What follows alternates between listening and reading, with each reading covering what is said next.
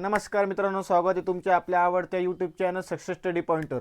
तर आज आपण काय बघणार आहोत, तर म्हणी बघायची आपल्याला. चौथीचे जे स्कॉलरशिपचे आपण जे क्लास घेतोय, जे की आपण लाईव्ह घेत होतो, पण आता आपण काही कारणास्तव आपण संध्याकाळी जे आहे तर पेपर जवळ आल्या कारणाने आपण ते आता लाईव्हमध्ये आपण पेपर ॲड केलेले आहेत, जे की आपण रोज 50-50 क्वेश्चन मराठीचे, 50 क्वेश्चन इंग्लिशचे, 50 क्वेश्चन गणिताचे, असे आपण सर्व प्रश्न कव्हर करत आहोत संध्याकाळून लाईव्हच्या याच्यामध्ये. तर लाईव्ह बघायला पण विसरू नका.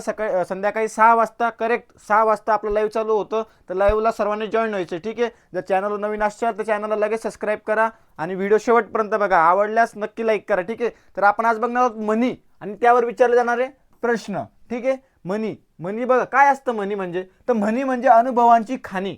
म्हणी म्हणजे काय, तर अनुभवांची खाणी, जे की जुने लोक म्हणी वापरायचे जास्त करून. आता नाही वापरत आपण एवढे, पण जेव्हा जुने लोक होते तेव्हा ते म्हणी खूप वापरायचे, ठीक आहे. दीर्घकालीन अनुभवावर आधारलेले छोटे.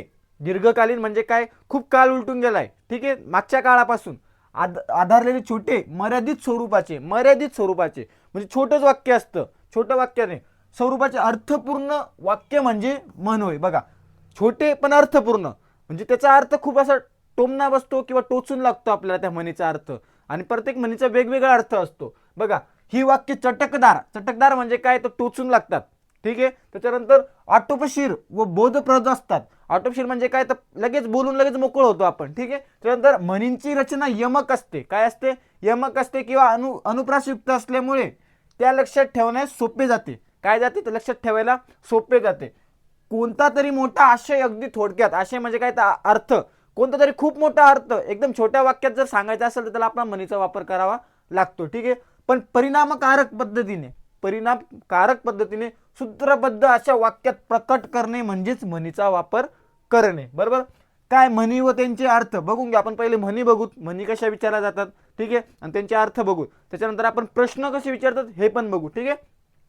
अति तिथे माती. बघा, छोटं वाक्य पण त्याचा अर्थ बघा किती मोठा आहे. कोणत्याही गोष्टीचा अतिरेक हा नुकसानकारकच ठरतो. म्हणजेच काय, तर अति तिथे माती. त्याच्यानंतर अतिशहाणा त्याचा बैल रिकामा, ही एक म्हण आहे. त्या म्हणीचा अर्थ काय होतो, तो जो माणूस फार शहाणपणा करायला जातो त्याच्या हातातून काम बिघडते. त्याच्यानंतर बघा, अल्ला हरी गाढवाचे पायधरी. म्हणजे काय, तर शहाण्या माणसाला प्रसंगी मूर्खाची विनवणी करावी लागते, बरोबर. त्याच्यानंतर असतील शिते तर जमतील भूते. म्हणजे काय, आपल्या भरभराटीचा काळ असला तर आपल्या भोवती माणसे गोळा होतात. म्हणजे काय, जर आपल्याकडे आपण खूप सक्सेस असलो, आपल्याकडे खूप पैसा असला तर ऑटोमॅटिक आपल्याला लोक येऊन भेटतात. पण जर आपल्याकडे काहीच नसतं तर लोक पण आपल्याला ओळखत नाही, ठीक आहे. आग सोमेश्वरी बंब रामेश्वरी. आग सोमेश्वरी बंब रामेश्वरी म्हणजे जिथे मदतीची गरज आहे तिथे ती न पोचता भलत्याच ठिकाणी पोचणे. आगीतून फुपाट्यात म्हणजे काय, लहान संकटातून अधिक मोठ्या संकटात सापडणे, ठीक आहे. आधी पोटोबा मग विठोबा. म्हणजे काय, तर आधी स्वतःच्या पोटा पाण्याचे म्हणजे स्वार्थाचं म्हणजे स्वतःचं विचार करणे व नंतर अन्य म्हणजे परमार्थाचं किंवा कोणाचंही काम करणे, ठीक आहे. त्याला काय म्हणतात, तर आधी पोटोबा मग विठोबा. अजून बघा, अजून कशा म्हणी आहेत बघा. अंथरून पाहून पाय पसरावे म्हणजे काय, तर ऐपतीच्या मनाने खर्च करावा. अंथरून पाहून पाय पसरावे म्हणजे तुमच्याकडे जर 100 रुपये आणि तुम्ही जर 150 रुपयाचं स्वप्न बघतायत तर नाही, हे चुकीचं आहे. 100 रुपये तर 100 रुपयाचं स्वप्न बघा, त्यालाच म्हणतात काय, तर अंथरून पाहून पाय पसरावे. आवळा देऊन कोहळा काढणे म्हणजे काय, शुल्लक वस्तूच्या मोबदल्यात मोठा लाभ घ्यायचा. आयत्या बिळात किंवा बिळावर नागोबा. म्हणजे काय, दुसऱ्याच्या कष्टावर स्वार्थ साधणे. म्हणजे करतो तो आणि नाव स्वतःचं टाकायचं, असं नाही करायचं, ठीक आहे. आलिया भोगासी असावे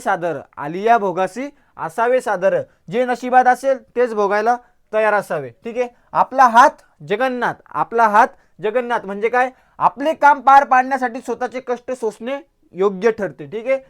आडात नाही तर पोहऱ्यात कुठून येणार. म्हणजे काय, जे मुळात अस्तित्वातच नाही त्याची थोडी देखील अपेक्षा करणे व्यर्थ होय. म्हणजे बघा, आपण म्हणतो की मला विमान घ्यायचंय, घेऊ शकतो विमान, पण आता शक्य आहे का ते, नाही. तरी आपण काय म्हणतो आपण तरी, की नाही मी विमान घेलच, त्याची तरी आपण अपेक्षा करतो. नाही, हे चुकीचं आहे. म्हणून त्याला कोणती म्हण लागू होते, तर आडात नाही तर पोहऱ्यात कुठून येणार. आंधळा मागतो एक डोळा, देव देतो 2 डोळा. आता ही जी म्हण आहे ही कॉमन आहे, सर्वच जण बोलतात किंवा ऐकलेली पण असेल. त्याचा अर्थ काय होतो नेमकं, किमान लाभाची अपेक्षा केलेली असताना अपेक्षापेक्षा कितीतरी अधिक लाभ होणे. म्हणजे आपण अपेक्षा करतो की मला परीक्षा फक्त पास होऊ दे आणि आपण परीक्षेत टॉपवर निघतो. म्हणजे काय, तर देव मागतो एक आंधळा मागतो एक डोळा, देव देतो दोन डोळे. इकडे आड तिकडे वीर, इकडे आड तिकडे वीर. म्हणजे काय, तर दोन्ही बाजूनी अडचणीत सापडणे. तिकडे गेलो तरी अडचणीत, इकडे गेलो तरी अडचणीत. मग जायचं तर जायचं कुठं? तेव्हा मन लागू कोणती होती? इकडे आड आणि तिकडे वीर. त्याच्यानंतर बघा, उतावळा नवरा गुडघ्याला बाशिंग. उतावळा नवरा गुडघ्याला बाशिंग. तुमची आई तुम्हाला म्हणत असेल, का म्हणते? तर उतावळेपणाने मूर्खासारखे वर्तन करणे. काय करणे? मूर्खासारखे वर्तन करणे. उचललेली जीभ लावली टाळूला. उचलली जीभ लावली टाळाला. म्हणजे काय, विचार न करता वाटेल ते अमर्यादितपणे बोलणे. काहीच विचार नाही करायचा समोरचा कोण आहे काय नाही. लावली उचलली जीभ लावली टाळ, म्हणजे जे तोंडात येईल ते बोलून टाकायचं. उथळ पाण्याला खळखळाट फार. उथळ पाण्याला खळखळाट फार म्हणजे काय, ज्याच्या अंगी मुळातच गुण कमी असतात तो मनुष्य फार बडाई मारतो. म्हणजे स्वतःकडे तर काही नाही, येत तर काही नाही, पण काहीतरी एकदम बोल बच्चन द्यायचं, भारी बोलायचं एकदम, है ना, त्यालाच काय म्हणतो? तो उथळ पाण्याला खळखळाट फार. ऊस गोड लागला म्हणून मुळात सकट खाऊ नये. ऊस गोड लागला म्हणून मुळात सकट खाऊ नये. म्हणजे एखादी गोष्ट जर आवडली तर तिचा अतिलोभ घ्यायचा का? तर नाही. तुम्हाला जर गोड आवडतंय, तुम्हाला डायबिटीज आहे, डायबिटीज वाल्या माणसाला काय आवडतं? तर गोड आवडतं. मग गोड आवडतं म्हणून तुम्ही गोड खात राहायचं का? तर नाही, गोड खातच राहायचं नाही, कारण त्याला मग आजार वाढेल. ठीक आहे. एक ना धड भाराभर चिंध्या. एक ना धड भराभर चिंध्या म्हणजे काय, एकाच वेळी अनेक कामे स्वीकारल्यामुळे शेवटी कोणतेही काम पूर्ण होत नाही. एक काम तर होत नाही, 100 काम घेऊन ठेवलेत. एक तर होत नाही आणि 100 कामांचा पण सगळा बट्ट्या वळून जातो. बरोबर, त्यालाच काय म्हणतात? तर एक ना धड भराभर चिंध्या. बघा अजून पुढे काय आता प्रश्न नसतील, नाही अजून बाकी, अजून म्हणीत आपल्याकडे. ठीक आहे. बघा, म्हणी हा एक शब्द संपत्तीचा भाग आहे, म्हणून आपण एक वाचनाचा भाग आहे. त्याच्यामुळे वाचा. तुमची जर आजी आजोबा असेल त्यांना विचारा म्हणी किती चालायचे आधी त्यांच्या काळात. ठीक आहे. बघा, एका हाताने टाळी वाजत नाही. एका हाताने टाळी वाजत नाही आपण प्रत्येक वेळेस वापरतो ही म्हण. म्हणजेच काय, तर कोणत्याही भांडणात भांडणाऱ्यांच्या दोन्ही बाजूकडील माणसे जबाबदार असतात. म्हणजे जर आपण दोघं भांडतोय, समजा तुम्ही आणि मी भांडतोय, तर भांडणार म्हणजे मी एकटा जबाबदार आहे का, किंवा तुम्ही एकटे जबाबदार आहे का? तर नाही, आपल्या दोघांची काही ना काही चुकी असेल. म्हणजे दोन्ही हाताने टाळी वाजते का? नाही, सॉरी, दोन्ही हाताने टाळी वाजते. एका हाताने टाळी वाजते का? नाही. वाजा बरं एका हाताने टाळी, वाजून बघा, वाजते का? नाही वाजत. एकावे जनाचे करावे मनाचे. एकावे जनाचे, जनाचे म्हणजे काय, लोकांचे, आणि करायचे स्वतःच्या मनाचे. त्यालाच काय म्हणतात? कोणत्याही कामाबाबत दुसऱ्यांचे मत घ्यावे, परंतु शेवटी सरासर विचार करा न करता आपल्या मताप्रमाणेच वागावे. समजलं? कर नाही त्याला डर कशाला. कर नाही त्याला डर कशाला म्हणजेच काय, ज्याच्याकडून गुन्हा घडलेलाच नाही त्याला कशाची भीती बाळगायची काम नाही. म्हणजे काय, जर तुम्हाला एखाद्याने फसवलं की यांनी चोरी केली आणि तुम्हाला माहिती तुम्ही चोरी केलीच नाही, तर कशाला घाबरायचं? त्यालाच म्हणतात कर नाही त्याला डर कशाला. त्याच्यानंतर कामापुरता मामा. बघा, कामापुरता मामा ही म्हण आपण सगळेजण वापरतो, पण त्याचा अर्थ काय होतो? गरजेपुरते गोड बोलणारा मतलबी माणूस. मतलबी माणूस असतो ना, जो फक्त त्याचं काम काढून घेतो आपल्याकडून, भाऊ दादा करून, त्यालाच म्हणतात कामापुरता मामा. अशा लोकांपासून आपण नेहमी लांब राहायचं, कामापुरता मामा करणारे. ठीक आहे. आणि जर ते आपल्याला तसं करत असेल तर आपण सुद्धा त्यांच्याशी तशीच वागणूक द्यायची. खाकेत कळसा आणि गावाला वळसा. खाकेत कळसा आणि गावाला वळसा. आता ही म्हण आपल्याला प्रत्येकाला लागू होते.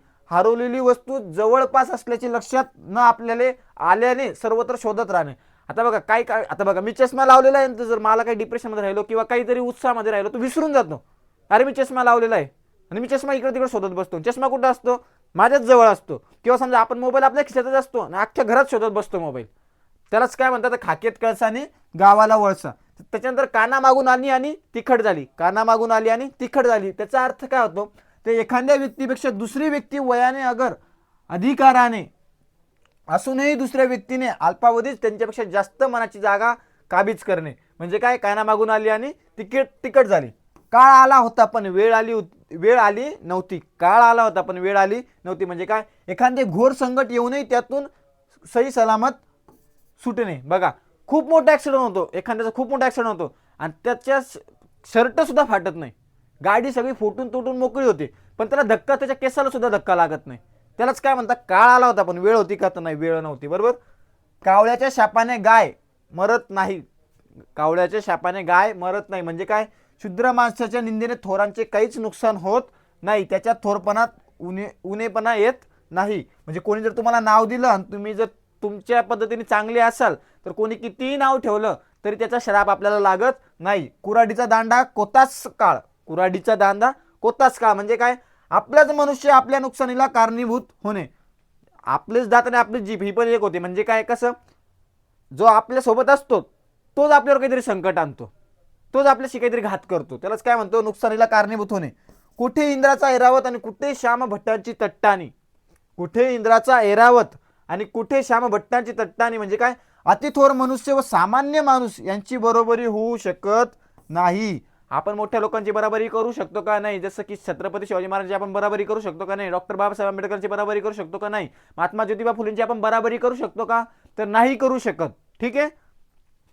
कोळसा उगळावा तितका काळाच. कोळसा उगळावा तितका काळाच. कोळसा कसा असतो, काळा असतो, आणि त्याला जेवढा उगळू तेवढा तो काळा होतच राहतो. म्हणजे काय, दुष्ट माणसाबाबत अधिक माहिती मिळवली असता त्याची अधिक दुष्टकुणे उजेडात येतात. समजलं. बघा आता प्रश्न बघू याच्यावर का अजून म्हणे, हा प्रश्न आहेत. आता प्रश्न बघा परीक्षेत कसे विचारले जातात ना.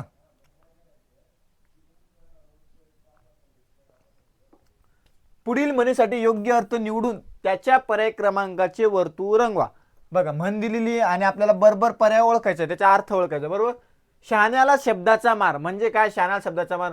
बलवान मनुष्य इतरांना हुकूमत गाजवतो. आपल्यालाच न शोभलेले असे वर्तन करणे.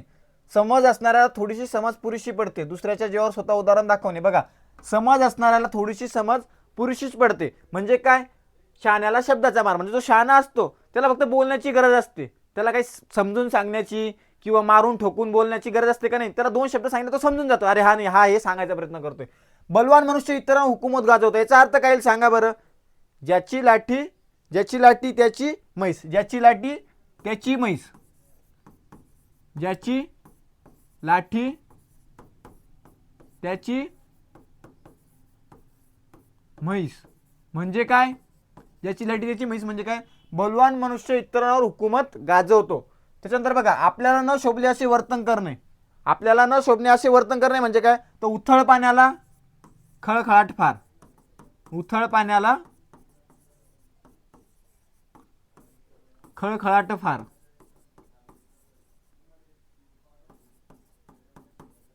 खळखळाट फार म्हणजेच काय, तर आपल्याला न शोभले असे वर्तन करणार आहे.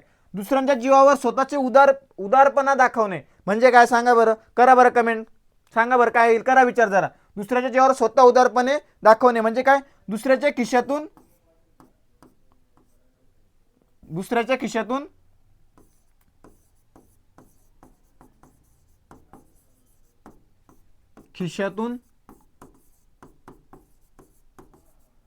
खर्च करणे. दुसऱ्याच्या खिशातून खर्च करणे म्हणजेच काय, तर दुसऱ्याच्या जीवावर स्वतः उदारपणे दाखवणे. बरोबर. स्वतःकडे काही नाही दुसऱ्याकडनंच घेऊन काहीतरी आपली हुकूमत हे करायचं, काहीतरी उदारपणा दाखवायचा. खाकेत कळसा आणि गावाला वळसा. बघा आपण बघितलं खाकेत कळसा आणि गावाला वळसा. आपण माझ्या चष्म्याचं उदाहरण बघितलं होतं आणि मोबाईलचं उदाहरण बघितलं होतं. म्हणजे काय, हरवलेली वस्तू जवळपास असूनही सर्वत्र शोधणे म्हणजे काय, खाकेत कळसा आणि गावाला वळसा. बरोबर. असा प्रश्न विचारला जातो. अजून पुढे प्रश्न बघू आपण, अजून कसे प्रश्न येतात बघा.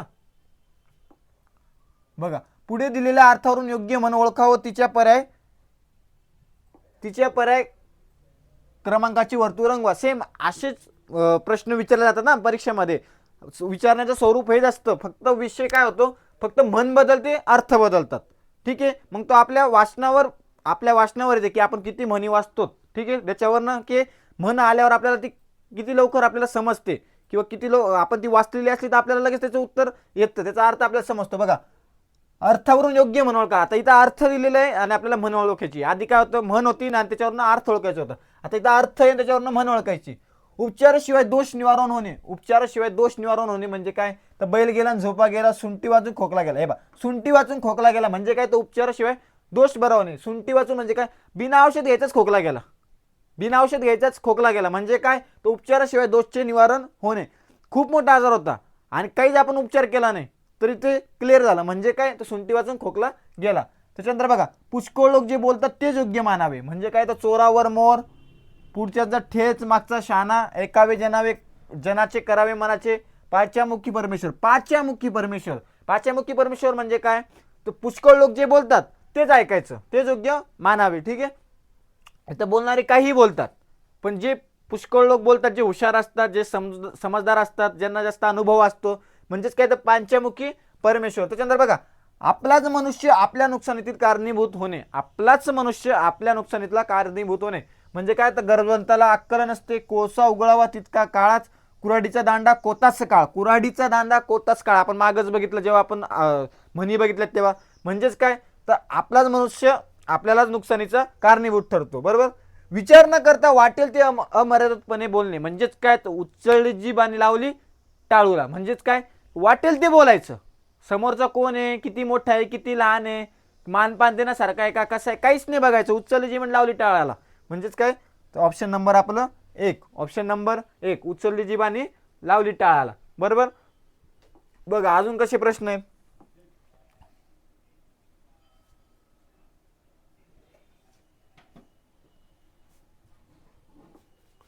रिकाम्या जागी योग्य शब्द वापरून म्हण पूर्ण करा. आता म्हण पूर्ण करायची, म्हणा पूर्ण दिली आता आपल्याला ती पूर्ण करायची. बघा हलवायच्या घरावर, हलवायच्या घरावर टिंब टिंब, बेलपत्र, ताम्रपत्र, तुळशीपत्र, पळसाची पाने 3. नाही पळसाची पाने 3 येणार नाही. तुळशीपत्र येईल, तुळशीपत्र. हलवायच्या घरावर तुळशीपत्र. काय हलवायच्या घरावर तुळशीपत्र ही म्हण पूर्ण होते इथं. झाकली मूठ, आता बघा सर्वांना माहित असेल झाकली मूठ 1.5 लाखाची, 1.25 लाखाची, 2.5 लाखाची, 2 लाखाची. झाकली मूठ 1.25 लाखाची. काय म्हणतो आपण झाकली मूठ 1.25 लाखाची. बरोबर. त्याच्यानंतर वासरात, वासरात टिंब टिंब गाय शानी, हुशार कपिला काळी लंगडी.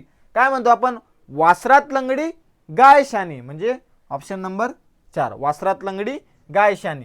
त्यानंतर बघा 4 नंबर टिंब टिंब काकडीला राजी, कोला हत्ती वाघ ससा. बघा काय म्हणतो आपण म्हणीमध्ये तो कोला काकडीला राजी. म्हटलं आपला ऑप्शन नंबर 1. ऑप्शन नंबर 1 अशा पद्धतीने आपल्याला प्रश्न विचारले जातात म्हणींवर.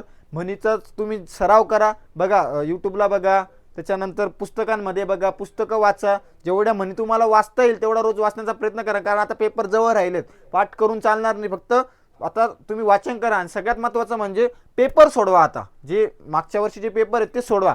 तर आपण संध्याकाळून 6 वाजल्यापासून तर 1-1 तास नंतर आपण 50-50 प्रश्न प्रत्येक विषयाचे आपण सोडून घेतो लाईव्ह मध्ये. ठीक आहे. त्याचं संपूर्ण विश्लेषण देतो आपण. 50 प्रश्न रोजचं आपलं 50 प्रश्नाचं टार्गेट असतं. पेपरापर्यंत आपलं टार्गेट चालणार आहे. तरी जर तुम्ही व्हिडिओला सबस्क्राईब केलं नसेल तर सबस्क्राईब करा, बेल आयकॉनला प्रेस करा, जेणेकरून आम्ही लाईव्ह आल्यानंतर तुम्हाला पहिले नोटिफिकेशन येईल. नोटिफिकेशन आली की लगेच लाईव्हवर यायचं आणि सगळ्या कॉम्पिटिशनमध्ये लगेच यायचं. संध्याकाळून भरपूर मुलं असतात लाईव्ह, कारण आपण कॉम्पिटिशनमध्ये उतरल्याशिवाय आपल्याला समजत नाही की आपण किती पाण्यात आहेत.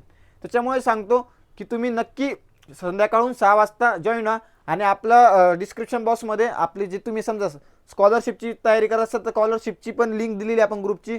जर नवोदयची तयारी करत असेल तर नवोदयचा पण स्पेशल लिंक आहे आपल्याकडं, म्हणजे स्पेशल ग्रुप आहे. त्याच्यावर आपण वेगवेगळे प्रकारे गायडन्स करत असतो, प्रश्नपत्रिका देत असतो, रोजचे टार्गेट देत असतो. ठीक आहे. त्याच्यामुळे तुम्ही त्या ग्रुपमध्ये जॉईन व्हा, जेणेकरून तुम्हाला त्याचा फायदा होईल. आणि बाकीच्यांना पण जॉईन करून घ्या. आणि स्पर्धा परीक्षेमध्ये किंवा याच्यामध्ये कशामध्ये तुमच्या स्कॉलरशिप नवोदय परीक्षेमध्ये तुम्ही कॉम्पिटिशनमध्ये या, जेणेकरून तुम्हाला पुढं सोपं जाईल ते करायला. ठीक आहे. जर व्हिडिओ आवडला असेल तर नक्की लाईक करा, शेअर करा, सबस्क्राईब करा. ठीक आहे. आणि भेटू आपण पुढच्या व्हिडिओमध्ये. चला बाय बाय.